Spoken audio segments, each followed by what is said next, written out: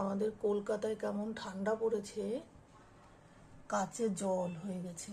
কি অবস্থা, পুরো সমস্ত কাচ জলে ভর্তি। মানে কি পরিমাণে ঠান্ডা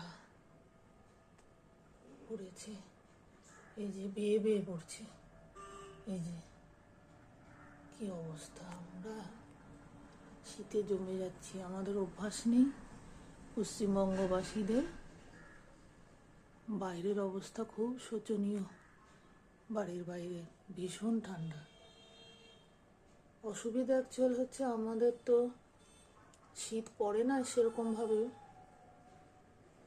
আমি এই দমদমে আসার পরে এই গত 15 বছর বাদে এরকম ঠান্ডা পেলাম।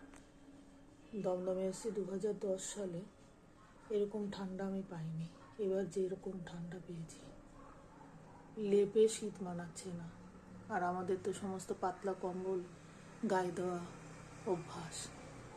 শীতের পোশাক আশাক সেইভাবে আমরা ব্যবহারও করি না, কিনিই না, লাগে না বলে। এবার শীতে টের পাচ্ছি। কি অবস্থা। তবে ঘরে বসে পাহাড়ে ওয়েদারকে এনজয় করছি।